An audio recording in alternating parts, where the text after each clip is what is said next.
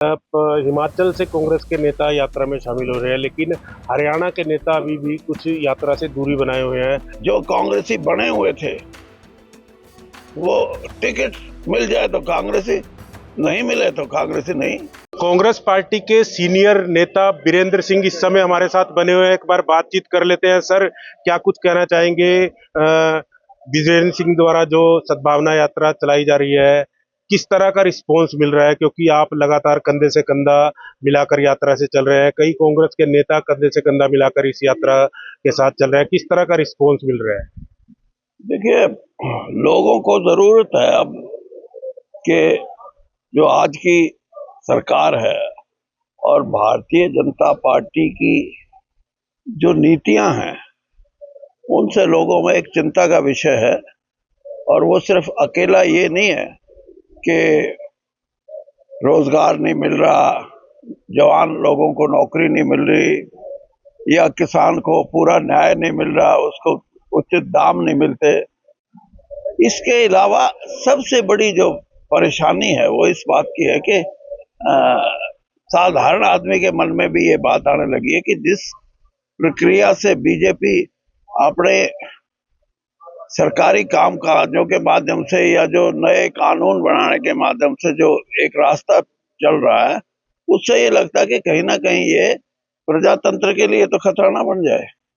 प्रजातंत्र का रूप बदलने का, देश के संविधान बदलने का, ये बातें इस तरफ इशारा करती हैं कि वोट का अधिकार आम आदमी का रहेगा या नहीं रहेगा। सर, बीते दिनों विजयेंद्र सिंह जी का एक बयान आया था, आप भी शायद उस दौरान सामने थे। उन्होंने ये कहा था कि हिमाचल से कांग्रेस के नेता यात्रा में शामिल हो रहे हैं, लेकिन हरियाणा के नेता अभी भी कुछ यात्रा से दूरी बनाए हुए हैं।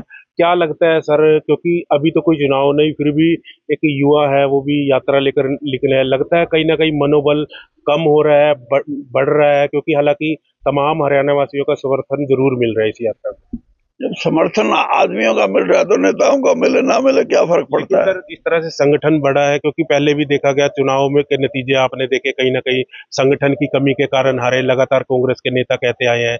क्या लगता है आपको, अब तो मनमुटाव दूर हो जाना आपने चाहिए? मेरे से सवाल किया था उसका जवाब आपने खुद दे दिया कि जिस संस्था का 11 साल तक संगठन ना बने, लोग कांग्रेस को वोट देना चाहें। लोग कांग्रेस को वोट देने की बात नहीं है, सिर्फ लोग बीजेपी को हराना चाहते थे। और कौन हरा सकता है, लोगों को यह भी पता था कि कांग्रेस हरा सकती है।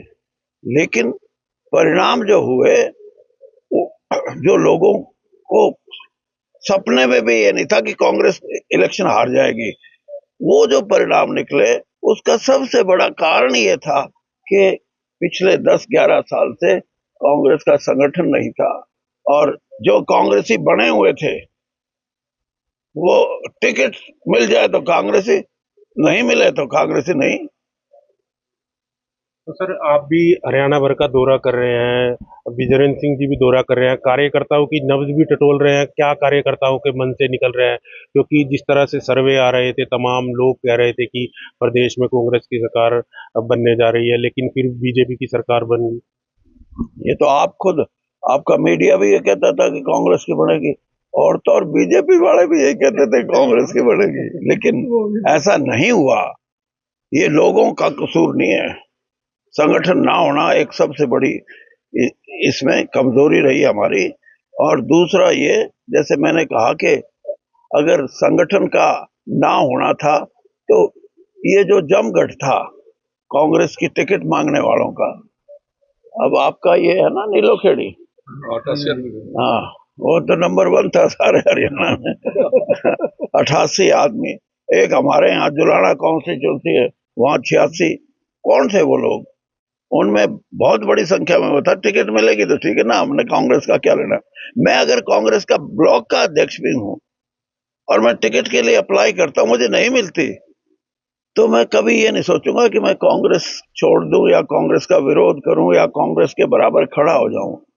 और यही कारण रहा कि बहुत से चुनाव क्षेत्रों में तो टिकट मांगने वाले मैदान में सामने खड़े थे कांग्रेस को हराने के लिए। तो सर आखिरी सवाल, कांग्रेस कार्यकर्ता और नेता के नाम कोई संदेश, क्योंकि आप भी लंबे समय से राजनीति अब भी करते आ रहे हैं, अब क्या कुछ कहना चाहेंगे? मैं तो यही कहना चाहूंगा कि जो ये यात्रा है सद्भाव यात्रा, इसका सबसे बड़ा जो उद्देश्य है, जो सामाजिक है, वो ये है कि हरियाणा की भूमि में जो सदियों से गांव बसे हुए हैं, शहर बसे हुए हैं, गांव में खास तौर पर जो भाईचारा की परिभाषा है बहुत बड़ी है कि हर बिरादरी का, हर धर्म का आदमी, लेकिन जब गांव की बात होती है तो एक है। और उस एकता का प्रतीक ये है कि बीजेपी को सोचना पड़ा कि इस एकता को तोड़े कैसे। वोट के मामले में वो कुछ हद तक कामयाब भी रहे इस बार तोड़ने में, लेकिन अभी भी मन नहीं टूटे हैं लोगों के। और हम इस बात को समझते हैं कि वो अपना इस काम को निरंतर करते रहेंगे, तोड़ने की प्रक्रिया को। और हमारा ये फर्ज बनता है कांग्रेस का, क्योंकि कांग्रेस ही लड़ सकती है, कि हम लोगों तक पहुंचे और सिर्फ ये कहें कि ईमानदारी से अगर ये कोई अच्छी बात कहें, कोई अच्छा काम की बात करें तो सुनो, वरना भाईचारे को बखेरने की, उसको कमजोर करने की बात करें तो इनका धन्यवाद करके ये कहो कि हमारे गांव में इस चीज की जरूरत नहीं है। वैसे हमारे साथ कांग्रेस के सीनियर नेता चौधरी बीरेंद्र सिंह जी, तमाम विषयों पर उन्होंने हरियाणा तक से खास बातचीत की, करनाल से हरियाणा तक के लिए।